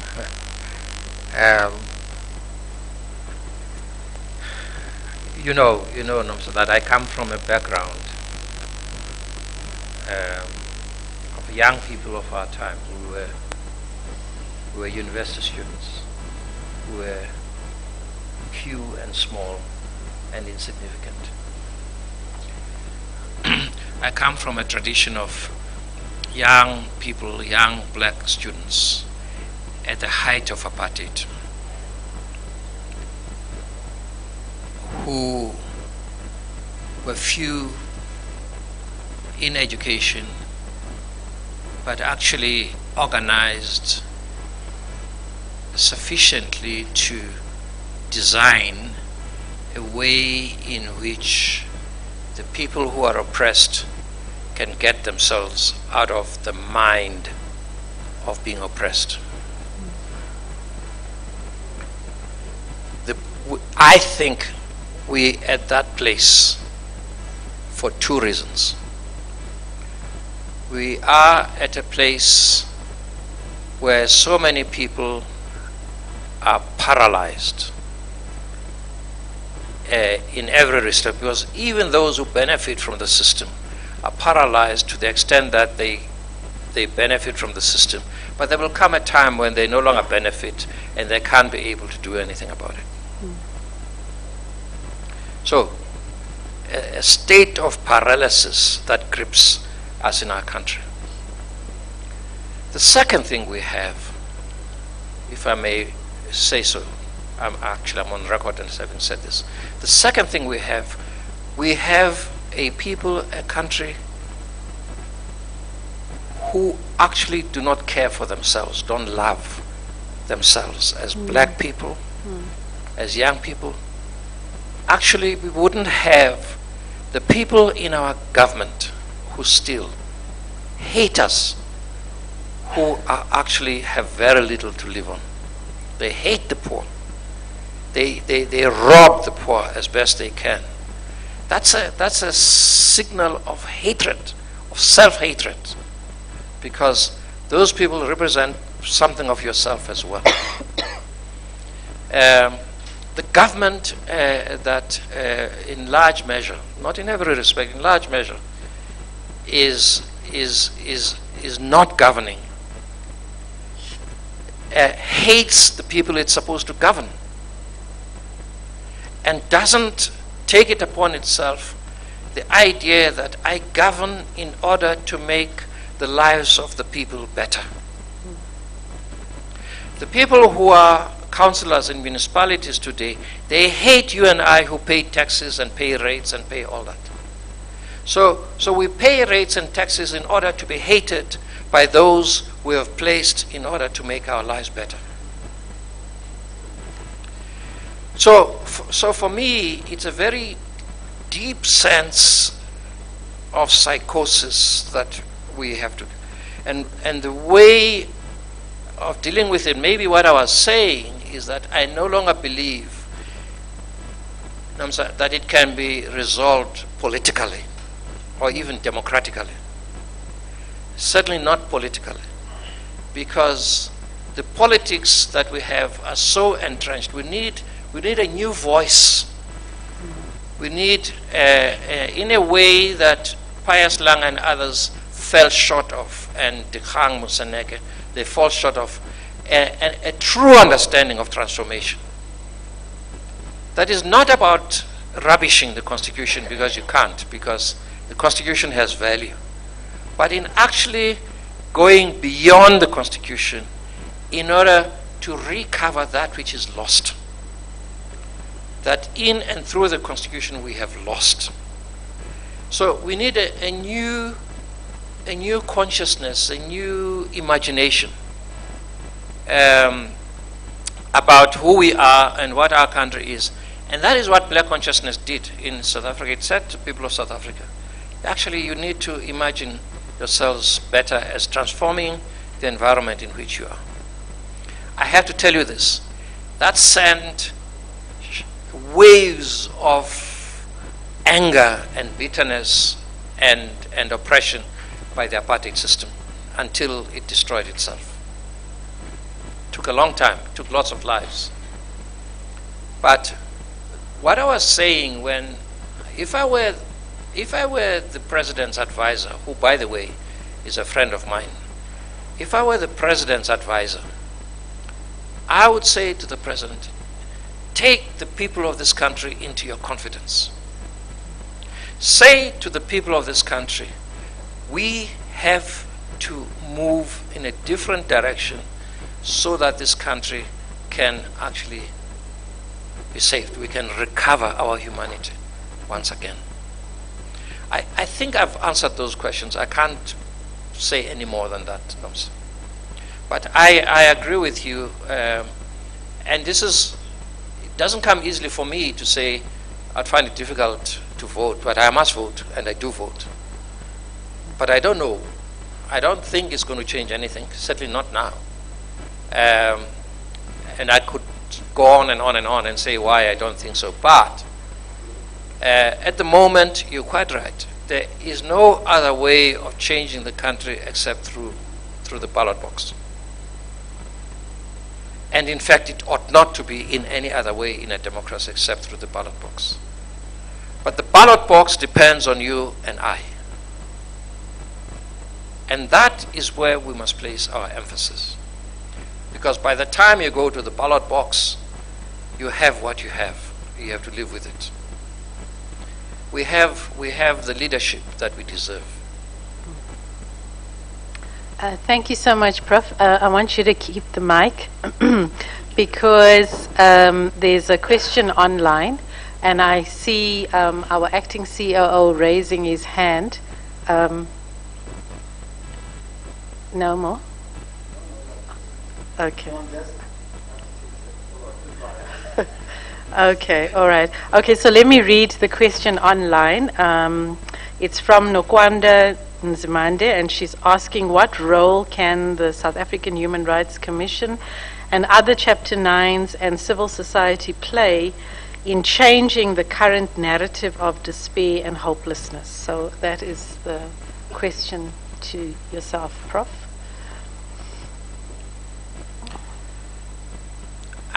Obviously, we're asking for no more than saying that the Human Rights Commission must do what the Constitution expects it to do. You can't ask for anything more.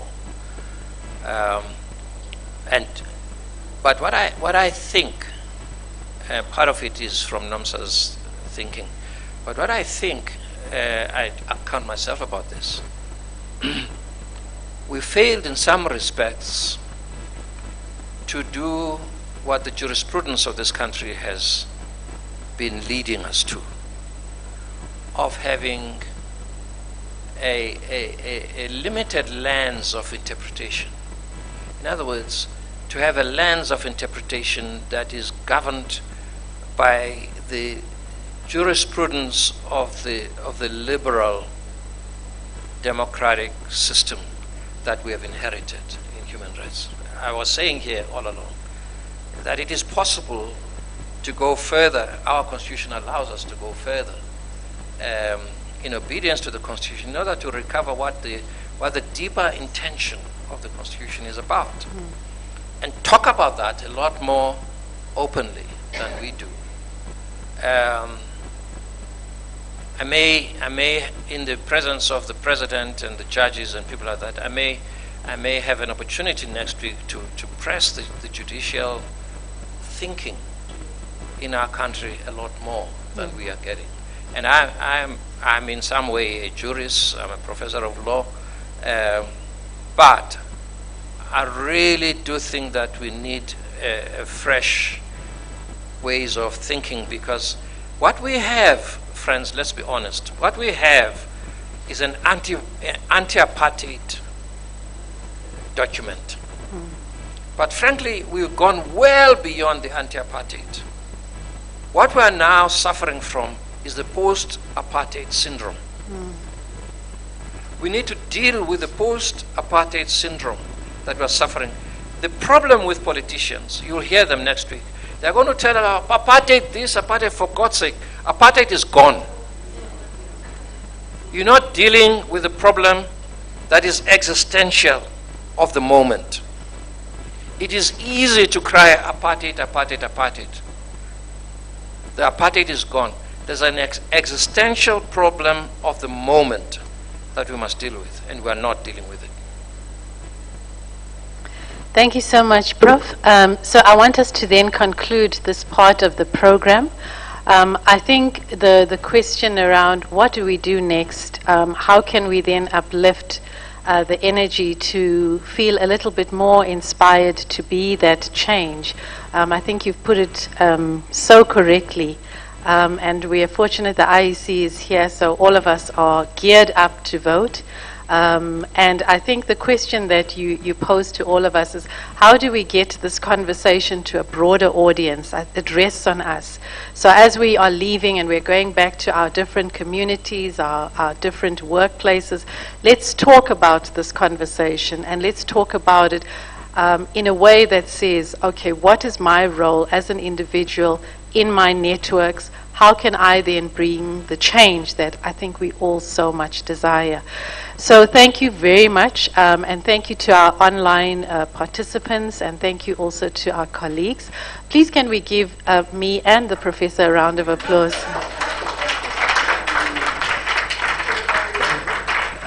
Thank you.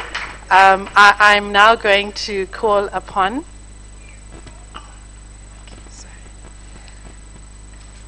Okay. Can I now then call upon the advocacy manager from the South African Human Rights Commission, Mrs. Joyce Hlou, JT?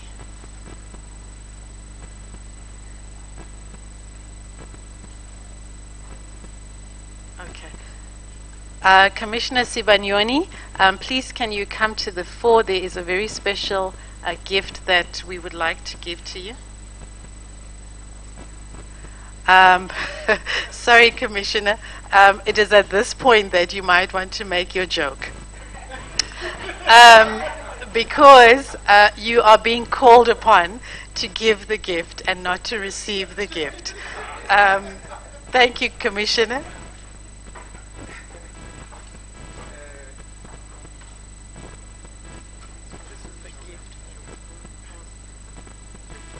So Commissioner would like to say the joke. Let me declare, it's not my joke. I'm not the author of the joke. I heard it from Ilan Lex, from Pietermaritzburg. And then we're at the TRC, the Truth and Reconciliation Commission. And then we used to talk after our sessions and the like. And then he said, you know what? There are so many jokes about lawyers. And then he said, one time a person was passing through a gravesite. And then when he looked there, he saw on an inscription, he saw on a tombstone an inscription written, I quote, "Here lies a lawyer and an honest man."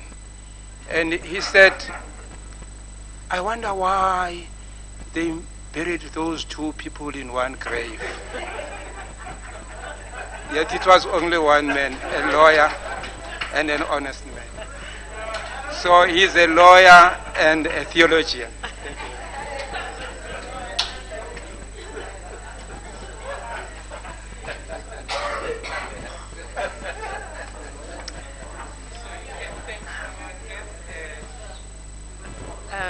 The photo, yes. Yes, JT. Thank you very much, Professor. I was listening from the beginning of your lecture until the end.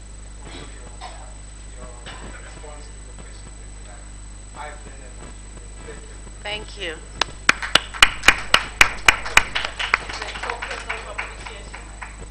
Just a token. In fact, the professor knows my face from Osprey. He came there some years back, and then he also made a lecture called "This Was the Guy from Osprey." Some years. Thank you very much. Thank you very much, and thank you so much, Commissioner, for the joke. For those who are not laughing, we're going to have to tell you the joke again. Let me now call upon our head of research, Dr. Martin Nsibira, to give us the closure and the vote of thanks.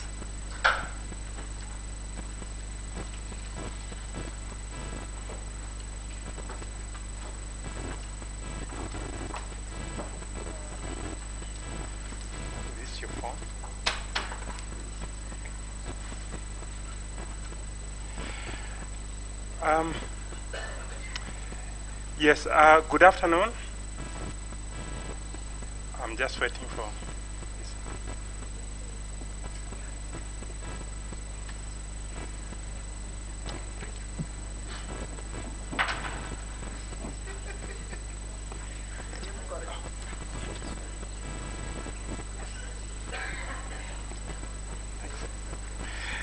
Yes, good afternoon to everyone, including those online. And we are very grateful that you took out time to be here, in person and online also. They say that nothing is more precious than time. And so if you give your time, it's something that you can then get back easily. So we really appreciate that very much. So from the lecture that was given and the talk, there were a few things that emerged. The first one was that I think there are very many challenges around the issue of equality, as we had Professor Bani Pitana indicate. And a lot has to be done. Of course, a lot has happened positively, but a lot has to be done. And I think the theme that was also indicated by our CEO of the Commission, Mr. 𝗬𝗲𝗿𝘀, he said that leave no one behind is a theme for the year. And that means what one can understand by that is positive action, in essence. What we have heard from Professor Pitana is that there is a sad state of affairs going around us every day, and maybe also tying in with what the program director indicated. She indicated that one of her favorite writer is the Nigerian called Chinua Achebe. And so we had a lot said about, Nigeria, even in Professor Bani Pitana's talk. And what one would like to ask you, if you haven't done that, is to read a book called Things Fall Apart. I think it also captures what we had today in a different way. And then the other thing was the issue of power of change.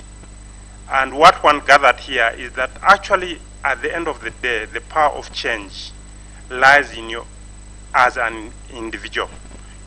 Quite often people expect someone to do something for them, and they are waiting for that person to do something for them. So I think the power of change actually lies in you as an individual. That's where it starts. And then lastly, I think Professor Pitana spoke about the protests. And I think he mentioned that, there's a lot of protests around. In 2017, the Commission held a hearing. And you remember there were some schools that were burnt in Vuani, in Limpopo, and the Commission held a hearing about that. That probably wasn't the proper way to protest, actually. But in that year, 2017, and I think at the time South Africa had a population of about 57 million people, reports indicated that there were 27,000 protests in the country in the year. And that meant, on the average, there were 73 protests per day. And I think that doesn't augur well. Of course, it's something else to reflect about and see other ways in which one can express themselves without going in that route. Now I come to the part where one has to thank the presenters and everyone. And I think it's proper to start with Professor Pitana, and thank you very much for taking time to be with us and even accepting the invitation to be here with us. I have a bit of a personal story, and I thought that maybe I can tell you this. Quite often when I meet with Professor Pitana, he looks at me with a curious eye, And I think he's always wondered, where did I see this person? Was he working in a supermarket or something? But the story that I have to say is that in my previous life, I was working at the University of Pretoria. And then Commissioner, Professor Pityana was the Vice Chancellor at UNISA. So I had this place, it was called the ICT building, computer building. And it was a maze to enter my office. I didn't have any windows. So if I actually never came out of the building, I could come out at the end of the day and find out it was raining, and I didn't know. So I don't know how Professor Pityana came to my office. And there were three of them. It was Professor Pityana, and then there was Mr. Andrew Chigovera, who was the then Attorney General of Zimbabwe, and a young person. So they walked into my office, and then they didn't stay long, and Professor Pityana said, and I stood up, oh, here is the Vice Chancellor coming to me. What is happening? So anyway, I stood up, and he said, I'm here with Andrew, and Mr. Andrew Chigovera, and I think, of course, Professor Pityana were friends, because I think they had been members of the African Commission at the time. So he then proceeded to give me a wad of cash. And then I'm waiting, and they said, okay, you see this young man, you have to be the guardian of him while he's here. He had come to University of Pretoria to do it a first year.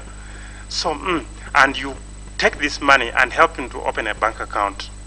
So obviously I was surprised, and then I said to myself, I hope this relationship continues where I get money from Professor Pityana. But I'm sorry to tell you that it never happened after that. You know, I'm still waiting, Professor. So thank you so much for accepting this, and I hope now you know where we come from. Secondly, I wanted to thank Professor Jonas Banyoni of the Commission for his participation and being here present, and we thank you for that. And of course also the Commissioner who may be attending this remotely from the Commission. And then Commissioner Nomsa Masuku from the IEC and other commissioners from other Chapter 9 and Chapter 10 commissions who may be also attending this remotely. And then we wanted to also extend a warm thank you to Ms. Abigail Noko, the head of the UN Office of the High Commissioner for Human Rights in South Africa. And that office, of course, covers a number of countries beyond South Africa. We also wanted to extend a warm thank you to Professor 𝗬𝗲𝗿𝘀, who is a really supporter of the Commission, and it's not my first time to see him at the Commission events, so we really thank you for that, Commissioner. And then the Chief Executive of the Constitutional Hill, who is not here, but we do hope that our word of thank you will be extended to her. We appreciate that we are able to host this event in this beautiful environment to mark the Human Rights Day that's coming up. At the Commission level, we wanted to extend a warm thank you to our Chief Executive Officer, Ms. Lorinda Lin, who is present here, and then also our CEO, Mr. Eric Mokonyama, who, as you heard, traveled from the Eastern Cape, is now here and still has to go back to his office in Mpumalanga. And then others who are really involved in this is Ms. Joyce Plow, who you also hear with the handing over the gift from the advocacy unit, and Mr. Philip Molekwa, who also works with Joyce. And then we do have Mr. Wisani Baloi and Miss Alusha Sekatume, who are with the communications office. We thank them for that. And then, very important, we want to thank, and I think she's not here, probably she's taken a bit of a break, Miss Caitlin Naya, the interpreter, the sign language interpreter. I was told that, in fact, when you go to an event, the first thing you must find out is whether there's an interpreter, because then you have to speak slowly, being mindful of what they have to do. Because sometimes, and I've seen it happen, the interpreter will be moving so fast that actually people can follow them. So it's very, very important. And then you have to pace your speed accordingly. And then very important is the audience members, of course. Without you, this would not have happened. And please, you'll excuse me for not thanking you, because I may not have known you personally, but I do hope that you can bear with me in that. And then, of course, we are getting to the end of the long list. The service providers, the ones who set up this stage and who are providing us with the services, the lighting and everything, and also who are able to share the event with others online. And then lastly is, of course, our very able program director who pulled off this very well. And thank you so much, Naomi. And I think people have clapped enough for you. So, so thank you so much. And then lastly, as they say, maybe I should have started with this: all protocols observed. In case I missed someone, please forgive me. Thank you so much.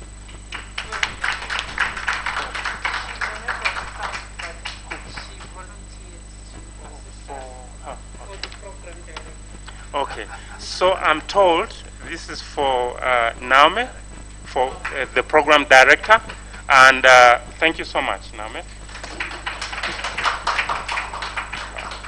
You want a photo with me? Thank you so much. For those of you who don't know, I lobbied for this gift, so thank you so much. We've come to the end of our program. Refreshments are served, so if you can make your way down, you'll be leaded by the team. Thank you so much, everybody. Thanks.